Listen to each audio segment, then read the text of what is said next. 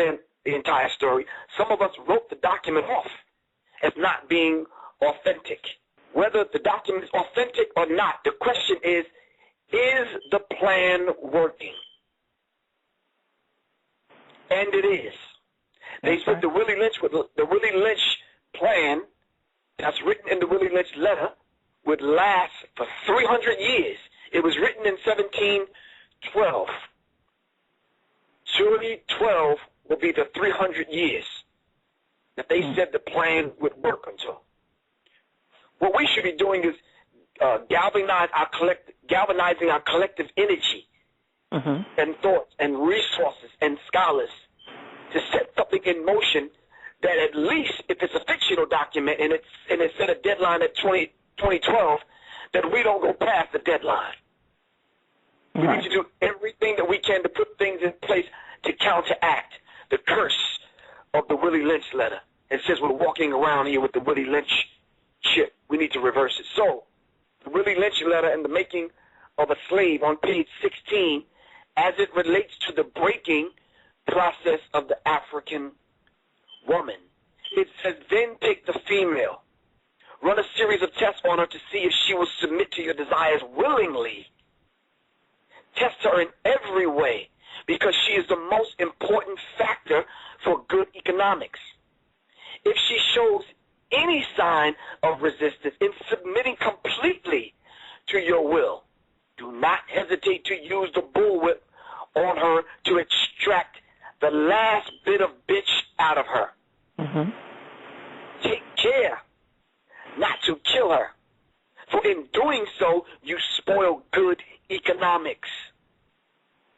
When in complete submission, we should underline that, when in complete submission, not submission to Jesus, not submission to Allah, not submission to the deities and the Creator, but when she's in complete submission, she will train her offspring in the early years to submit to labor when they become of age. Understanding is the best thing.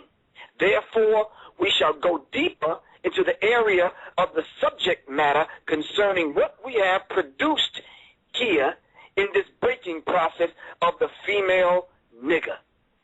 We have reversed the relationships. I'm going to say that one more again. We have reversed the relationships.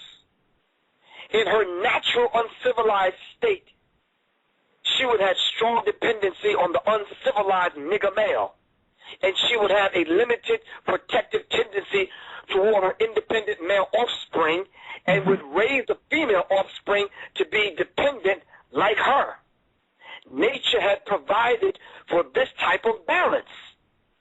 It's underlined here. It says, we reversed nature by burning and pulling one civilized nigger apart and bullwhipping the other to the point of death. All in her presence. Did we not just experience this recently with Troy Davis, with Grant, and some other brothers being murdered? Matter of fact, we witnessed that the other day when they showed them doing what they did to our good brother Muammar Gaddafi. That's putting right. it on TV and applauding it. So it says, by her being left alone, unprotected, with the male image destroyed, the ordeal caused her to move from her psychological dependent state to a frozen independent state. In this frozen psychological state of independence, she will raise her male and female offspring in reverse roles. Did not the scripture say, in the last days, perilous times shall come, and gender lines will be blurred? We won't be able to tell the women from the men and the men from the women. That's right. This is what the scripture says.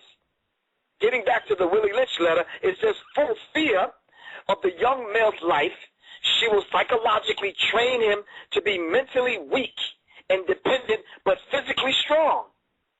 So you got these burly buff brothers, but they're psychologically weak. Right. Giving birth to the feminization of the homosexual male. Let's get back to the document. Okay. Because she has become psychologically independent, she will train her female offspring to be psychologically independent. And this is what we're getting today, not only in hip-hop, but among black women in general wanting to be independent. And we constantly hear from women A man can't do nothing for me that I can't do for myself, which is a foolish, silly statement. Very foolish and silly. That's right. It says, what have we got here? You've got the nigger woman out front and the man behind and scared. Right. This is a perfect situation for sound sleep and economics. Right. It says before the breaking process, we had to be alertly on guard at all times. Now we can sleep soundly for out of frozen fear. His woman stands guard for us. Mm-hmm. So now the black woman is standing guard for the white devils who actually put this plan in place. It says he cannot get past her infant slave process. He is a good tool now ready to be tied to a horse at a tender age. By the time a nigger boy reaches the age of 16, he is soundly broken. This gives us a glimpse into the whole, now I'm departing now. This gives us a glimpse into the reason why we should never, ever use the term mentor. As I wrote in my book, The Psychological Covert War on Hip-Hop, having a conversation with Imali Bomani Baruti. In his book, The Homosexuality and the Feminization of the African Male, he talks about the difference between the jegna and the mentor. The mentor is when you break a young boy. And when you break a young boy, that gives us a clue and a hint into homosexuality among men. Right. So this person becomes your mentor who breaks you. If you look up the term gymnasium and mentor, they have something in common because the arena, the gymnasium, was the place where they broke the young boys by having sex with them. When you watch the old Roman and Greek movies where the Romans go out and they fight these wars with their little skirts and the uniform that they have on, and they're wearing skirts where they're wearing nothing under the skirt. Simply because when they defeated you on the battlefield, they flipped you over whether you were dead or alive and had sex with you.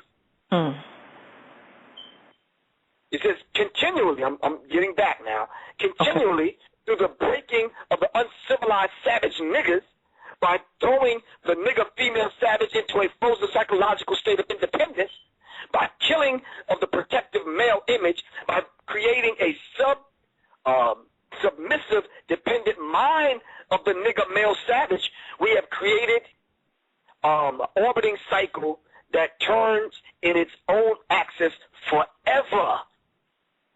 Unless a phenomenon occurs and the reshifts of the positions of the female savages are to take place, we show what we mean by an example. Take the case of the two economic slave units and examine them closely, and that's going into another section in the book. Mind you, the book is only 30 pages. Correct. So you could sit on a toilet and read this. It doesn't take much. Right. I would suggest you sit in a study group out of about 6 to 7 people and discuss it and bring proof and examples. But nonetheless, if you're just hearing this for the first time, it's a document called the Willie Lynch Letter and the Making of a Slave.